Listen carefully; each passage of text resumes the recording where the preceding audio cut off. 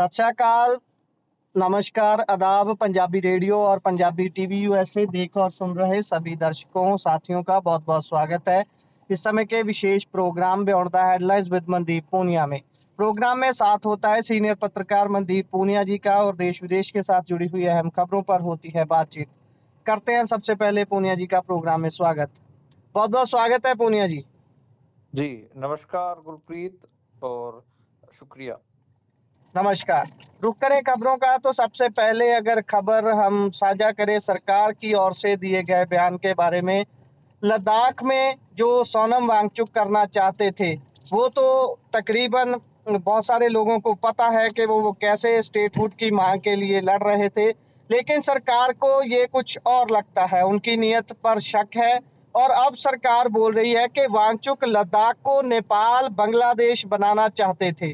इस बयान को कैसे देखा जाए? क्या सरकार का जो जो उनकी सोच है वो सही है या फिर हम लोग बहुत देर से जो बोल रहे थे वही ठीक है? देखिए केंद्र सरकार आज सुप्रीम कोर्ट में केंद्र सरकार ने ये जो जवाब है दाखिल किया है। उनकी जमानत याचिका के ऊपर सुप्रीम कोर्ट में सुनवाई हो रही थी, तो सरकार की तरफ से जो वकील थे उन्होंने ये बात कही है।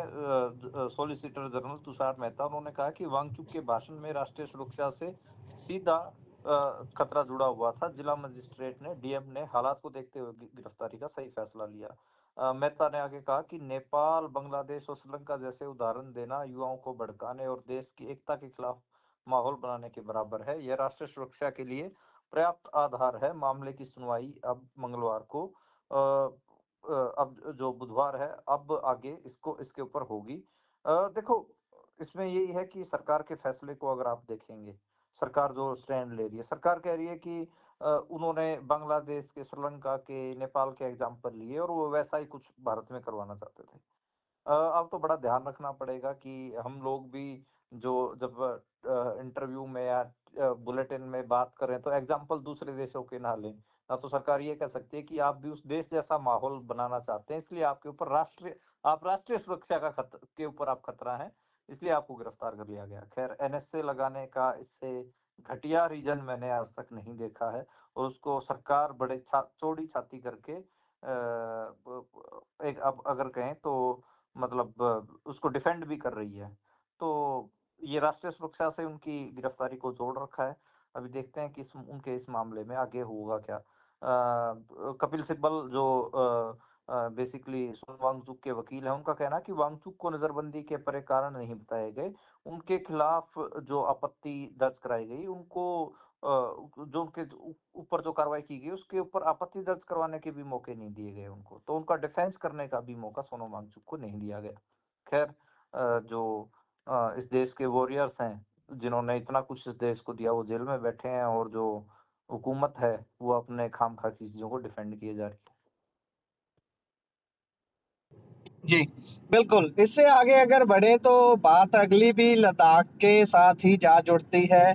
आज राहुल गांधी ने जब बयान दिया तो सदन में जो हंगामा हुआ वो तकरीबन भारत में बैठे सभी लोगों ने देख लिया होगा।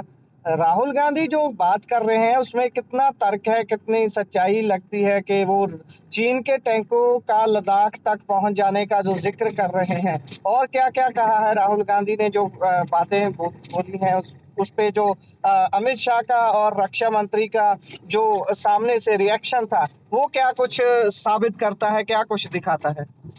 देखिए आज लोकसभा में जो राहुल गांधी हैं वो उन्होंने अपना जोरदार भाषण दिया, उसके बीच हंगामा भी रहा।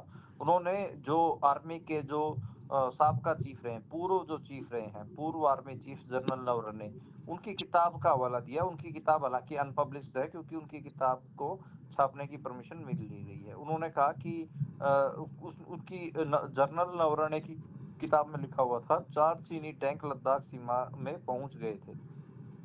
राहुल के ऐसा कहते ही राजनाथ सिंह और गृह मंत्री ने उन्हें टोका और उनका माइक भी बंद कर दिया गया। लगातार राहुल गांधी ने 40 मिनट तक अपनी बात कहने की कोशिश की। इसके बाद स्पीकर ने लोकसभा की जो कार्रवाई थी उसको 3 बजे तक स्थगित कर दिया था। तो लगातार राहुल करने की कोशिश रहे लेकिन उनको बार बार टोका गया। देखिए द कारवां मैगजीन में ये सुशांत सिंह ने पब्लिश किया है और 30 पेज का पूरा ये आर्टिकल है। आप भी चाहें तो आप उसको देख सकते हैं।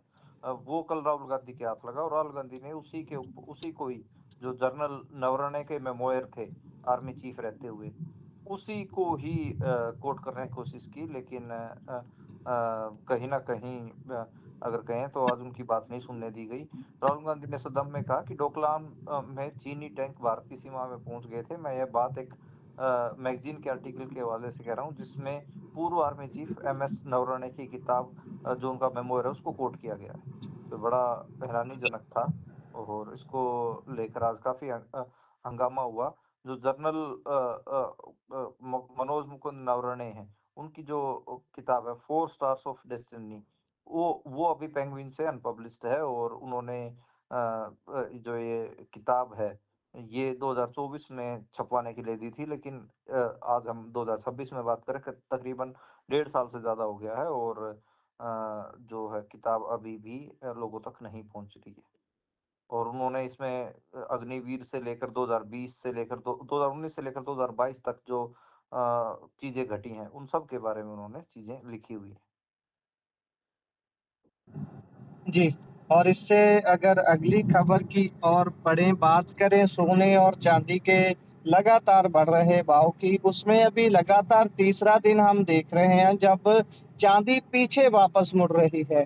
वैसे जिन लोगों ने इसके पीक पर इन्वेस्ट किया होगा इसमें, अभी वो लोग शायद पछता भी रहे हों, या फिर जिनके पास संभाली पड़ी है बहुत, जैसे हमारे पंजाब और हरियाणा में ये रिवाज ही है कि जो बुजुर्ग हैं वो ऐसी चीज़ों को संभाल के रखते हैं, उनको इसका भी पता लग रहा होगा कि कितनी मूल्यवान उन्होंने ये चीज़ की थी।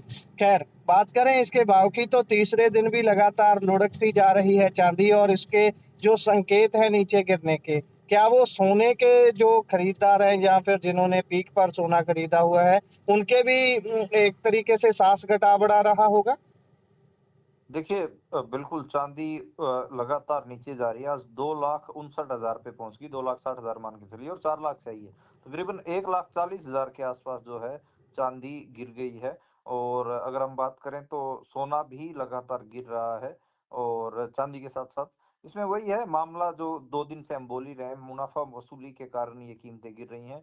लोग जो मार्जिन के ऊपर को निकालना चाह रहे हैं, प्रॉफिट बुकिंग को कारण ये है। सोने चांदी की जो कीमतों में जो ये सारा कुछ हो रहा है उसमें निवेशक बड़े पैमाने पर प्रॉफिट बुक करना चाहते हैं और ऑल टाइम हाई के बाद जो फिजिकल डिमांड है वो दोनों की कमजोर हुई है। साथ ही जो इंडस्ट्रियल जो यूसेज है उसको लेकर भी काफी चिंताएं बढ़ी हुई हैं। तो ये कई सारे कारण ऐसे बन रहे हैं जिसके कारण चांदी और सोना वापस आ रहे हैं। जी।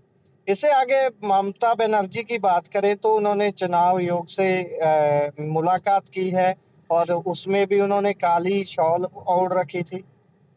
बिल्कुल, आज ममता बनर्जी काली शॉल ओढ़कर जो चीफ इलेक्शन कमिश्नर हैं उनसे मिली हैं और उन्होंने कहा है कि जो इलेक्शन कमीशन है वो बीजेपी का आईटी सेल बन गया है। ऐसा झूठ जो इलेक्शन कमिश्नर कभी नहीं उन्होंने देखा है। और इसको आज बात करें तो दिल्ली वो आई थी और दिल्ली में कहा कि मैं बहुत दुखी हूँ और लगातार मैं दिल्ली की राजनीति में भी सक्रिय रही हूँ, 4 बार केंद्रीय मंत्री रही हूँ और 7 बार सांसद रह चुकी हूँ, लेकिन मैंने आज तक एक ऐसा अहंकारी और झूठा जो इलेक्शन कमिश्नर है वो नहीं देखा है। तो ज्ञानेश कुमार को लेकर काफी वो गुस्सा थी और उन्होंने बताया कि 58 लाख लोगों के नाम वोटर लिस्ट से हटा दिए गए हैं। ये बीजे ये और हमारे वोटर्स हैं वो, ये कोई चुनाव आयोग नहीं है, बीजेपी का आईटी सेल है। तो लगातार आज वो आंदोलित दिखी दिल्ली में। बंगाल के भवन के बाहर, बंगाल भवन के बाहर भी दिल्ली पुलिस तैनात थी आज। और उन जो बंग भवन में जो बंगाली लोग ठहरे हुए थे उनको भी डराया धमकाया जा रहा था और ये आरोप ममता बनर्जी ने भी लगाए हैं।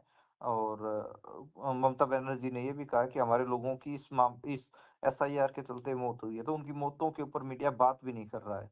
और उन्होंने कहा कि दिल्ली जो है वो जमींदारी जैसा काम कर रही है और वो बिल्कुल ऐसे गरीबों के लिए कोई जगह नहीं छोड़ रही है। तो ये बड़ा मामला है और बंगाल में जो 58 लाख वोटर कटे हैं उसको लेकर जो ममता बनर्जी हैं वो काफी गुस्से में दिख रही है। इससे आगे बढ़े तो बात लव जिहाद को लेकर या लव जिहाद का हवाला देकर सूरत में सैफ अली खान को जो काली झंडियां दिखाई गई हैं उसकी करते हैं। तो अब ये जो सेक है इन चीज़ों का, ये धीरे धीरे छोटे घरों से बड़े घरों की ओर बढ़ रहा है। इसमें और बात खास जो मैं सोच रहा था कि ये वही लोग हैं जब किसी मुस्लिम के साथ बुरा होता है या देश में और भी कई बहुत सारी घटनाएं घटती हैं, तो ये जो एलीट क्लास मुस्लिम है ये भी कहाँ बोलता है, कभी भी ये बयान जारी नहीं करते या फिर कोई बात नहीं करते इन चीज़ों पे। तो इसको आप कैसे देखते हो? अभी सैफ अली खान जो पटौदी परिवार के बड़े देख लें कि एक्टर हैं, परिवार उनका बड़ा लेगेसी से आता है, अभी उनको ऐसे दिखाया गया है तो कैसे माने इसको?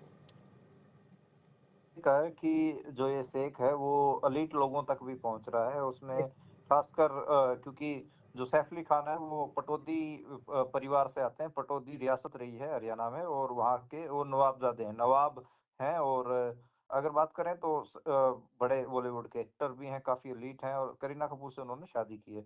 आज उन दोनों की शादी को लेकर ही आज जब वो सूरत में पहुंचे थे, सूरत में वो बेसिकली एक इंडियन स्ट्रीट प्रीमियर लीग है उसको देखने के लिए पहुंचे थे। और उसके उसमें जैसे ही वो वहां पर पहुंचे तो काले झंडे लेकर जो हिंदू संगठनों के लोग हैं वो आ गए और उन्होंने जो करीना कपूर और सैफ है उनको लव जिहादी बताया, सैफ के खिलाफ नारेबाजी भी की और उनको वापस जाओ सैफ तुम लव जिहादी हो, ये सब चीजें आज उनके बारे में कही गई हैं। तो बड़ा अजीब भी लगा कि एक सेलिब्रिटी के साथ भी ऐसा हो रहा है। मतलब नो डाउट ये उत्तराखंड में तो हो ही रहा है। उत्तराखंड में तो इवन मुसलमानों को उनकी दुकानों के नाम तक बदलने के लिए मजबूर किया जा रहा है। वो सारा विवाद आप देख ही रहे होंगे जो कोटद्वार हरिद्वार के आसपास चल रहा है। और उसमें हालांकि एक दीपक नाम का लड़का है उसने स्टैंड भी लिया है और मुसलमान जो उनके पड़ोसी हैं उनके साथ खड़ा हुआ है, बाबा टेलर्स वाले के साथ। तो वो दीपक जैसे लोग मतलब भारत के सेकुलरिज्म की एक असली आशा है। सैफ अली खान और करीना कपूर के साथ जो हुआ है शायद करीना कपूर उसको लेकर कोई जवाब भी ना दे। मुझे लगता है कि करीना कपूर को कुछ ना कुछ तो जवाब देना चाहिए, बताना चाहिए कि भाई ये क्या बेवकूफ़ी है। मतलब मेरे को ये लगता है कि करीना कपूर जिस किस्म से एक्ट करती हैं और जिस किस्म से ज़िंदगी में रहती हैं उनको देखकर साफ लगता है कि उन्होंने हिंदू धर्म छोड़ा भी नहीं है। तो मतलब आप किसी दूसरे धर्म के इंसान से शादी कर लेते हैं, इसका मतलब ये नहीं कि वो आपका धर्म बदलवाने के लिए शादी कर रहा है। कई बार इश्क मोहब्बत भी होता है और कई बार मतलब बहुत सारी चीजें लोग बाग देखते हैं। तो इसमें वो क्या है, ये बड़ा अजीब है कि आप अपने जाति के घेरे से बाहर ब्याह नहीं करेंगे, आप अपने धर्म के घेरे से बाहर ब्याह नहीं करेंगे, फिर चार लोग उसी समाज के आ जाते हैं काले झंडे दिखाने, नारे मारने। वैसे क्या ही इनके ऊपर असर पड़ रहा है, सेलिब्रिटी हैं, पुलिस सिक्योरिटी इन लोगों को मिली हुई है और नरेंद्र मोदी इनको डिनर पे बुलाते हैं, तो इनको क्या ही फर्क पड़ना। पर शेख जरूर पहुंच रहा है जैसे आपने कहा। अब इन्हीं में से कोई शरारत हो जाती तो इनको एकदम से पता चल जाता। सैफ अली खान के घर में पिछले दिनों जब वो एक गरीब घुस गया था कुछ सामान वामान चुराने के लिए, तब एकदम से इनको अजीब भी लगा था। खैर देखते हैं कि क्या रिएक्शन आता है। पर ये बात तय है कि जो आग है वो बॉलीवुड तक पहुंच गई है। पहले निशाने पर ज्यादातर शाहरुख खान और आमिर खान होते थे, अब की बार सैफ अली खान को भी लपेट लिया गया है। जी। और इससे आगे अगर बढ़े तो बात बजट की करते हैं। बजट पेश हुआ कल, उसके बाद बहुत सारी बातें होंगी उसमें जो काम की हैं, बहुत सारी बातें वो होती हैं जो आम व्यक्ति की भाषा में नहीं होती, इसी कारण उसको समझने में खासी समस्या आती है। अगर आप कुछ अंश समझा पाएँ कि आम भारतीय के लिए इस बजट में क्या खास था, क्या उसको कोई राहत मिलने जा रही है या फिर जैसे खून निचोड़ा जा रहा है वैसे ही और निचोड़ा जाएगा? देखिए, बड़ा अजीब किस्म का बजट था। बाजार को बहुत उम्मीदें थी, लेकिन बाजार के हिसाब से भी बजट नहीं था, इसलिए बाजार आपको कल टूटता हुआ दिखाई दिया। सेंसेक्स भी कल में भी और निफ्टी में भी दोनों में टूटन दिखाई दी। बाजार में एक बार के लिए थोड़ा पैनिक भी आया, उस पैनिक का असर आपको दिखा, लेकिन थोड़ा संभला भी बाद में। लेकिन तकरीबन तकरीबन 2000 के आसपास जो सेंसेक्स है वो टूटा। दूसरा आप जैसे आम लोग जैसे बात कर रहे हैं मिडिल क्लास, उनके लिए भी कुछ ऐसा कोई रियायत कुछ इस किस्म का था नहीं। तो ये बड़ा मतलब अलग किस्म का अब की बार बजट था। इसमें यही है, जो बजट के कुल आंकड़े हैं और उनका जो खतरनाक खेल है वो एकदम से अलग है। इसमें कैपिटल एक्सपेंडिचर है वो आपको दिखेगा कि 10% बढ़ोतरी की है बिल्कुल। और इस पे सरकार कह रही है कि हम इंफ्रास्ट्रक्चर और मैन्युफैक्चरिंग पर जोर दे रहे हैं। फिजिकल डेफिसिट है वो जीडीपी के 4.3% रखने का जो लक्ष्य है वो निर्धारित किया गया है। आज में यही है, घाटा कम दिखाने का जो जुगाड़ है जो सरकार कर रही है वो बड़ा अलग है। उसमें यही है कि ऑफ बजट बोरोइंग बहुत है, उसमें पीएसयू से फंडिंग लेकर जो फंडिंग बढ़ाकर जो घाटा कंट्रोल दिखाने की जो कोशिश है इसमें, तो उसका एक है। जो इसको अगर हम कहें कि वित्त मंत्री का सबसे बड़ा डर फिजिकल स्लिपेज है, घाटा बढ़ना है, इसलिए नंबरों में जो खेल चल रहा है ये बड़ा भयानक है। टैक्स और ट्रेडिंग के लिहाज से देखेंगे तो एसटीडी में भारी बढ़ोतरी की गई है। एसटीडी में सिक्योरिटी ट्रांजैक्शन जो टैक्स होता है उसमें पहले 0.0125% था, उसको जो बढ़ाकर 0.0625 कर दिया गया है और लगभग 60% की बढ़ोतरी है। इससे ये है कि रिटेल और हाई फ्रीक्वेंसी जो ट्रेडर्स हैं उनको इसका कहीं ना कहीं उनको इसका झटका लगा है। और जो सरकार कह रही है कि हम तो सट्टेबाजी को कम करने के लिए किया है और छोटे निवेशक को हम प्रॉफिट करना चाहते हैं, लेकिन अब देखना होगा कि इसमें लॉन्ग टर्म जो इन्वेस्टर्स हैं उनके ऊपर क्या असर पड़ेगा और जो डेरिवेटिव ट्रेडर्स हैं उनका किस किस्म के उनके ऊपर मतलब असर पड़ेगा वो देखें। मैन्युफैक्चरिंग एक्सपोर्ट और जो और दूसरे जो सेक्टर हैं उनके ऊपर कह रही है कि हम फोकस कर रहे हैं, तो सरकार ने ये बात कही है। और दूसरा जो अब इसमें ये है, बजट के बाद जो स्टॉक मार्केट में गिरावट आई खासकर F&O सेगमेंट में, और उसमें यही है कि लॉन्ग टर्म में जो पॉजिटिव हालांकि मामला ये है कि लॉन्ग टर्म में पॉजिटिव हो सकता है, कैपेक्स और फिजिकल कंट्रोल से ग्लोबल इन्वेस्टर्स को भरोसा मिल सकता है और वो शायद ग्लोबल इन्वेस्टर्स आप देखिए 2024 के बाद ही भारत से अपना पैसा निकाले, विदेशी पूंजी निकल रही है, तो शायद उनको अट्रैक्ट करने के लिए लॉन्ग टर्म पॉजिटिविटी वो हो सकती है। अब बॉन्ड यील्ड बढ़ना, तो गोल्ड और सिल्वर, एक तरफ गोल्ड सिल्वर में गिरावट है, दूसरी तरफ बॉन्ड यील्ड बढ़ाया गया है, तो उसमें ट्रम्प पॉलिसी का कनेक्शन भी है। खैर अब यही है कि अगर इस बजट को रेट करना हो 10 में से 5 नंबर दिए जा सकते हैं। उसमें एक जो फैक्टर जो सबसे बड़ा है कि वो मैक्रो स्टेबिलिटी का जो एक कॉइन है, वो ऐसा दिखता है कि हाँ सरकार चाह रही है कि हम बहुत मैक्रो स्टेबिलिटी के लिए ये बजट लेकर आए हैं, तो उसकी वजह से कुछ नंबर दिए जा सकते हैं। लेकिन इसमें कंजप्शन बूस्ट करने और मिडिल क्लास रिलीफ के मामले में देखेंगे तो इसमें नंबर कटेंगे, इसमें कोई नंबर आपको देने की जरूरत नहीं। तो ये एक बजट का एक मोटा मोटा विश्लेषण मेरा रहेगा। जी, इससे अगर आगे बढ़े तो बात क्रिकेट की करते हैं। क्रिकेट ने जिस कदर पहले दो देशों में खटास खैर बढ़ी थी, लेकिन वो क्रिकेट के जरिए सामने आने लगी। पहले बांग्लादेश को कुछ ऐसी शर्तें रखी गई कि बांग्लादेश ने T20 वर्ल्ड कप भारत में खेलने से मना ही कर दिया, अगर बोले कि अगर खेलना है तो भारत से बाहर खेलेंगे। लेकिन अभी उसकी सपोर्ट में बांग्लादेश को बैक करते हुए पाकिस्तान भी आ गया है उधर से। एक तरफ तो बांग्लादेश और पाकिस्तान की जो खटास है वो किसी से छुपी नहीं हुई, लेकिन इस मामले में वो एक साथ नजर आ रहे हैं। अभी पाकिस्तान ने भारत के खिलाफ जो मैच होना था इस T20 वर्ल्ड कप में, जो अभी कुछ दिनों में शुरू होगा, उस मैच को खेलने से इनकार कर दिया है। अभी इस पे कैसे कैसे रिएक्शंस आ रहे हैं? क्या भारतीय क्रिकेट बोर्ड ने इस पे कोई फैसला सुनाया है, कोई बात कही है? देखिए गुरप्रीत, आपकी एक विशेष शैली रही है सवाल पूछने की कि आप खेल की खबर को और जियो पॉलिटिक्स को दोनों को मिला देते हैं, हालांकि ये है भी खबर ऐसी। तो मैं जैसे अक्सर कहता आया हूँ कि दुनिया में नए अलायंस बन रहे हैं। आपने बिल्कुल सही कहा कि पाकिस्तान और जो बांग्लादेश है वो तो बिल्कुल एक दूसरे के जानी दुश्मन होते थे। आज क्या स्थिति ऐसी क्या बन गई कि बांग्लादेश को आईसीसी वर्ल्ड कप से T20 वर्ल्ड कप से बाहर निकालने जाने के विरोध में पाकिस्तान उनका साथ क्यों दे रहा है? देखिए दुनिया में नए किस्म के अलायंस बन रहे हैं, दुनिया मल्टीपोलर होती जा रही है, पहले बाइपोलर रही है, दो ताकतों के इर्द गिर्द रही है, अब नए नए अलायंसेस आपको देखने को मिल रहे हैं। तो मल्टीपोलर जो वर्ल्ड हो रहा है उससे ये जियोपॉलिटिकली तो इसका जवाब ये है। खेल के लिहाज से देखें तो जो पाकिस्तान है, पाकिस्तान ने जो 15 फरवरी को कोलंबो में एक दूसरे के खिलाफ जो मैच होने जा रहा है उसमें खेलने से मना कर दिया है। पाकिस्तान सरकार ने भी इस बात का ऐलान किया है। अब भारत के साथ पाकिस्तान की टीम नहीं खेलेगी। पहले बांग्लादेश ने भारत के अंदर खेलने से मना कर दिया था और जिसके कारण बांग्लादेश को स्क्रैच भी कर दिया गया, उस वर्ल्ड कप से बाहर भी किया गया। तो ये तो है जानकारी। अब इसमें यही कि आईसीसी पर जो बीसीसीआई का कब्जा, जो जय शाह का कब्जा, अमित शाह के बेटे का, वो दिखा रहा है कि वो क्रिकेट को अपने हिसाब से चलाना चाह रहे हैं। लेकिन उसकी मुश्किल ये है कि आप दूसरे मुल्क छोड़ दीजिए, ऑस्ट्रेलिया, न्यूजीलैंड और इंग्लैंड, ये सब देश, साउथ अफ्रीका, ये छोड़ भी दीजिए। साउथ एशिया में उनको अपने मनमर्जी के माफिक चलाने में दिक्कत आ रही है। उसका रीजन ये है कि वो क्रिकेट के अंदर पॉलिटिक्स मिक्स कर रहे हैं। बेसिकली खेल के अंदर एक राजनीति होती है, वो राजनीति होती है भाईचारे की। दुनिया भर में एक जो इंटरनेशनल स्पोर्ट्स है वो इस लिहाज से बढ़ता है क्योंकि जो खेल का एक नारा है, अंतर्राष्ट्रीय खेल का नारा यह है कि ये दो देशों के बीच में भाईचारा कायम करने के लिए आपस में खेलते हैं, स्पोर्ट्स किया जाता है। ओलंपिक का आप देखिए या कोई और गेम्स देखिए इंटरनेशनल लेवल पे।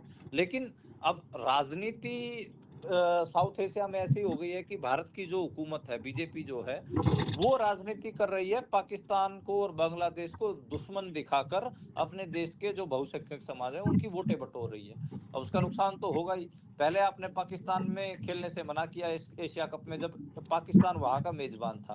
खैर आप दुबई में उनके साथ मैच खेले।